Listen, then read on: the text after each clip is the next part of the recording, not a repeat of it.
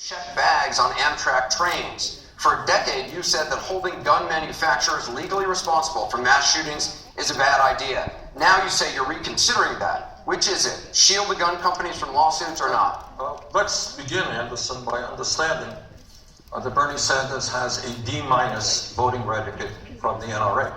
Let's also understand that back in 1988, when I first ran for the United States Congress, way back then, I told the gun owners of the state of Vermont, and I told the people of the state of Vermont, a state which has virtually no gun control, that I supported a ban on assault weapons. And over the years, I have strongly supported instant background checks, doing away with this terrible gun show loophole, and I think we've got to move aggressively at the federal level in dealing with the straw man purchases. Also, I believe, and have fought for, to understand that there are thousands of people in this country today who are suicidal, who are homicidal, but can't get the health care that they need, the mental health care, because they don't have insurance or they're too poor.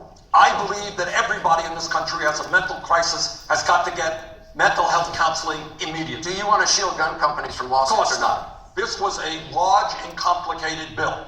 There were provisions in it that I think made sense. For example, do I think that a gun shop in the state of Vermont that sells legally a gun to somebody, and that somebody goes out and does something crazy, that gun shop owner should be held responsible? I don't. On the other hand, where you have manufacturers and where you have gun shops knowingly giving guns to criminals or aiding and abetting that, of course we should take action. Secretary Clinton, is Bernie Sanders tough enough on guns? No, not at all. I think that we have to look at the fact that we lose 90 people a day from gun violence. This has gone on too long, and it's time the entire country stood up against the NRA. The majority of our country supports background checks, and even the majority of gun owners do. Senator Sanders did vote 5 times against the Brady bill. Since it was passed, more than 2 million prohibited purchases have been prevented. He also did vote, as he said, for this immunity provision. I voted against it. I was in the Senate at the same time. It wasn't that complicated to me. It was pretty straightforward to me that he was going to give immunity to the only industry in America. Everybody else has to be accountable, but not the gun manufacturers. And we need to stand up and say enough of that. We're not going to let it continue. We're going to bring you all in on this, but Senator Sanders, you have to be able to respond. As the senator from a rural state, what I can tell Secretary Clinton, that all the shouting in the world is not going to do what I would hope all of us want, and that is keep guns out of the hands of people who should not have those guns and end this horrible violence that we are seeing. I believe that there is a consensus in this country. A consensus that said we need to strengthen and expand instant background checks, do away with this gun show loophole, that we have to address the issue of mental health, that we have to deal with the straw man purchasing issue, and that when we develop that consensus, we can finally do something to address this crisis. Governor O'Malley, you passed gun legislation as governor of Maryland, but you had a Democratic-controlled legislature. President Obama couldn't convince Congress to pass gun legislation after the massacres in Aurora, in Newtown, and Charleston. How can you? And Anderson, I also had to overcome a lot of opposition in the leadership of my own party to get this done. Look, it's fine to talk about all of these things, and I'm glad we were talking about these things, but I've actually done them. We passed comprehensive gun safety legislation, not by looking at the pollings or looking at what the polls said. We actually did it. And Anderson, here tonight in our audience are 2 people that make this issue very, very real. Sandy and Lonnie Phillips are here from Colorado. And their daughter, Jessie, was one of those who lost their lives in that awful mass shooting in Aurora. Now, to try to transform their grief, they went to court, where sometimes progress does happen when you file in court. But in this case, you want to talk about a rigged game, Senator? The game was rigged. A man had sold 4,000 rounds of military ammunition to this person that killed their daughter, riddled her body with 5 bullets, and he didn't even ask where it was going. And not only did their case get thrown out of court, they were slapped with $200,000 in court fees because of the way that the NRA gets its way in our Congress and we take a back seat. It's time to stand up and pass comprehensive gun safety legislation as a nation. Senator Sanders, I want you to be able to respond. 30 seconds. I think the governor gave a very good example about the weaknesses in that law, and I think we have to take another look at it. But here is the point, Governor. We can raise our voices, but I come from a rural state, and the views on gun control in rural states are different than in urban states, whether we like it or not. Our job is to bring people together around strong, common sense gun legislation. I think there is a vast majority in this country who want to do the right thing, and I intend to lead the country in bringing our people together Senator, on that excuse issue. me. Senator, it was not about rural. Senator, it was not about rural and urban. Exactly about Have you ever been to the Eastern Shore? Have you ever been to Western Maryland? We were able to pass this and still respect the hunting traditions of people who live in our rural areas. And we did it, Anderson, by leading with principle, not by pandering to the NRA and backing down to the NRA. Voting record, And I haven't asked I don't think I am NRA. pandering, but you have not been in the United States Congress. Well, maybe And when that's you a healthy check it out. And if you think that we can simply go forward and pass something tomorrow without bringing people together, you are Let me bring in somebody who has a different viewpoint.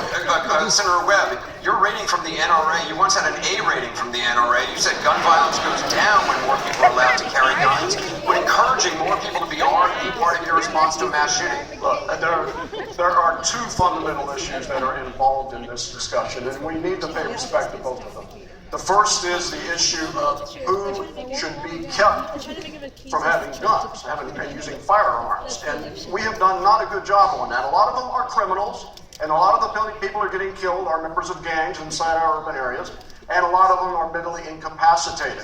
And the shooting in Virginia Tech in 07, this individual had received medical care for mental illness from 3 different professionals who were not allowed to share the information. So we do need background checks. We need to keep the people who should not have guns away from them. But we have to respect the tradition in this country of people who want to defend themselves and their family from violence. And there are people are going back and forth here for 10 minutes here. There are people at high levels in this government who have bodyguards. 24 hours a day, 7 days a week. The average American does not have that and deserves the right to be able to protect their family. Governor Chafee, you have an F rating from the NRA. What do you think about what Senator Webb just said? Yes, I have a good record of voting for common sense gun safety legislation, but the reality is, despite these tragedies that happen time and time again, when legislators step up to pass common sense gun safety legislation, the gun lobby moves in and tells the people they're coming to take away your guns. And they're successful at it. In Colorado and other states, the legislators that vote for common sense gun safety measures then get defeated. I even saw in Rhode Island. So I would bring the gun lobby in and say, we've got to change this. Where can we find common ground? Wayne LaPierre from the NRA, whoever it is, the leaders, come on, we've got to change this. We're not coming to take away your guns. We believe in the Second Amendment, but let's find common ground here. Anderson, when the NRA wrote to everyone in our state, when the NRA wrote to the members in our state and told people with hunting traditions lies about what our comprehensive gun safety legislation is, I wrote right back to them and laid out what it actually did. And that's why not only did we pass it, but the NRA didn't dare to petition it to referendum because we built a public I want to move on to another issue which is in the headlines right now. Lied about who they're bombing. You spearheaded the reset with Russia. Did you underestimate the Russians as president? What would your response to Vladimir Putin be right now in Syria? Well, first of all, we got a lot of business done with the Russians when Medvedev was the president and not Putin. We got a nuclear arms deal. We got the Iranian sanctions. We got an ability to bring important material and equipment to our soldiers in Afghanistan. There's no doubt that when Putin came back in and said he was going to be president, that did change the relationship. We have to stand up to his bullying, and specifically in Syria, it is important, and I applaud the administration because they are engaged in talks right now with the Russians to make it clear that they've got to be part of the solution to try to end that bloody conflict and to provide safe zones so that people are not going to have to be flooding out of Syria at the rate they are. And I think it's important, too, that the United States make it very clear to Putin that it's not acceptable for him to be in Syria, creating more chaos, bombing people on behalf of Assad. And we can't do that if we don't take more of a leadership position, which is what I'm advocating. Senator Sanders, what would you do differently? Well, let's understand that when we talk about Syria, you're talking about a quagmire in a quagmire. You're talking about groups of people trying to overthrow Assad, other groups of people fighting ISIS. You're talking about people who are fighting ISIS using their guns to overthrow Assad, and vice versa. I'm the former chairman, Anderson, of the Senate Veterans Committee. And in that capacity, I learned a very powerful lesson about the cost of war. And I will do everything that I can to make sure that the United States does not get involved in another quagmire like we did in Iraq, the worst foreign policy blunder in the history of this country. We should be putting together a coalition of Arab countries who should be leading the effort. We should be supportive, but I do not support American ground troops in Syria. On this issue of foreign policy, I want to go to Dana Bash. Nobody does, Senator Sanders. I want to go over to Dana Bash now. Governor JP, you were the only Republican in the Senate to vote against the Iraq War. You say Secretary Clinton should be disqualified from the presidency because she voted in favor of using force in Iraq. She has since said that her vote was a mistake. Why isn't that good enough? Well, we just heard Senator Sanders say that it's the worst decision in American history. That's very significant. The worst decision in American history, I just heard from Senator Sanders. So as we look ahead, if you're going to make those poor judgment calls, a critical time in our history, we just finished with the Vietnam era, getting back into another quagmire. If you're looking ahead and you're sort of looking at someone that made that poor decision in 2002 to go into Iraq when there was no real evidence of weapons of mass destruction in Iraq, I know because I did my homework. And so that's a indication of how someone will perform in the future, and that's what's important. Secretary Clinton, he's questioning your judgment. Well, I recall very well being on a debate stage, I think about 25 times, with then Senator Obama, debating this very issue. After the election, he asked me to become Secretary of State.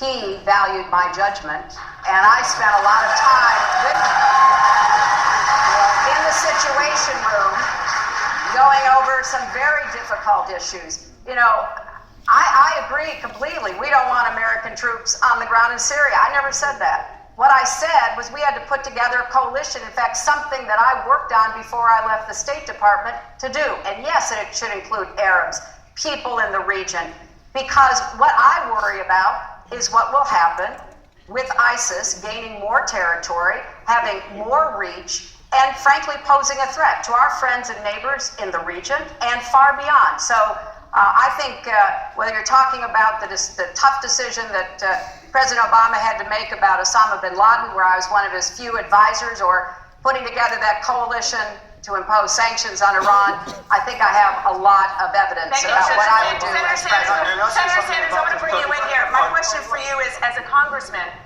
you voted against the Iraq War, you voted against the Gulf War, you're just talking about Syria, but under what circumstances would a President Sanders actually use force?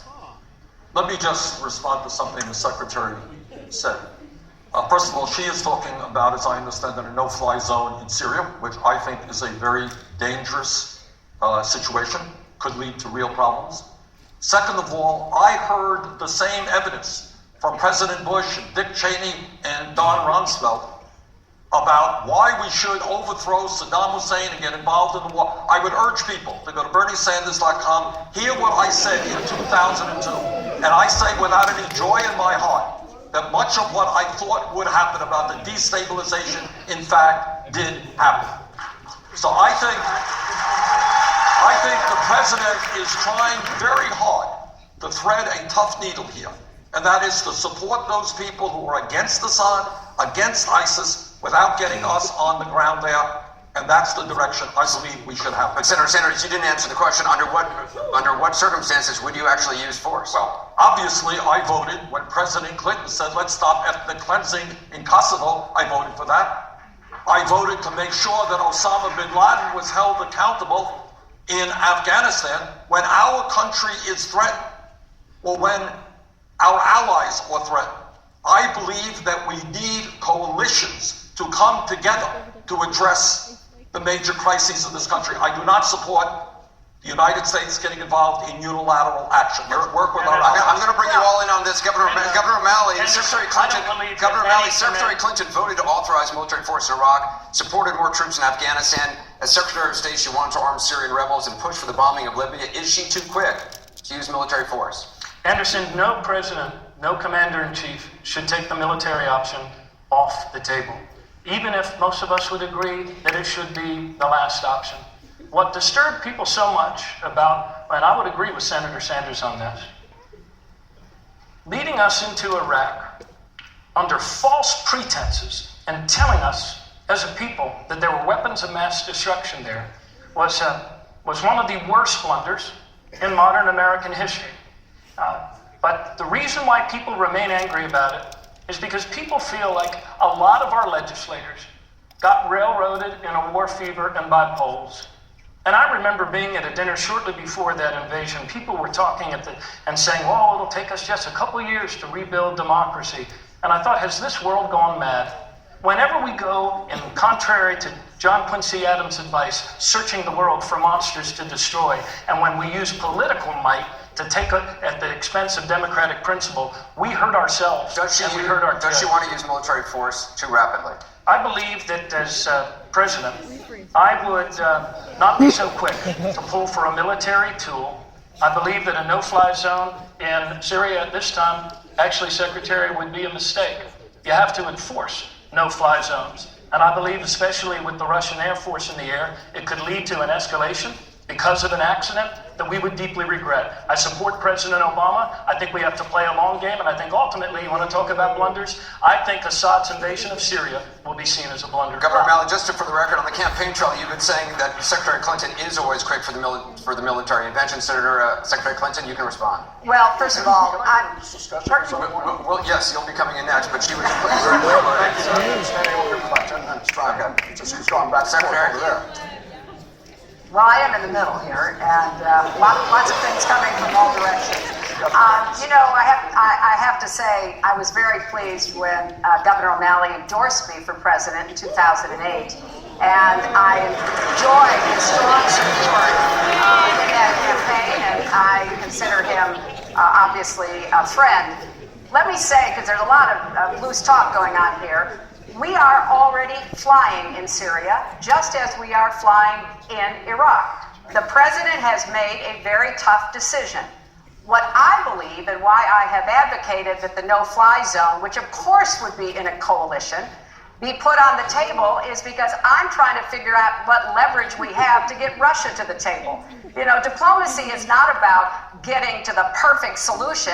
It's about how you balance the risk. Thank you. And I think we have an opportunity here, and I know that inside the administration this is being hotly debated, to get that leverage to try to get the Russians to have to deal with everybody in the region to begin to move toward a political, diplomatic solution in Syria. Senator Webb, you said as president you would never have used military force in Libya and that the attack on the U.S. consulate in Benghazi was, in your words, inevitable. Should Secretary Clinton have seen that attack coming? Look, let's start. I'm not trying to get into this conversation in about 10 minutes. Let's start with why Russia is in Syria right now. There are three strategic failings that have allowed this to occur. The first was the invasion of Iraq, which destabilized ethnic elements in Iraq and empowered Iran. The second was the Arab Spring, which created huge vacuums in Libya and in Syria that allowed terrorist movements to move in there. And the third was the recent deal allowing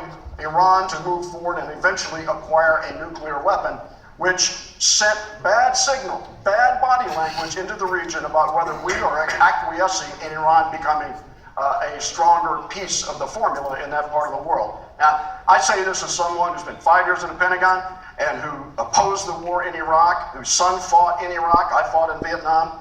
But if you want to play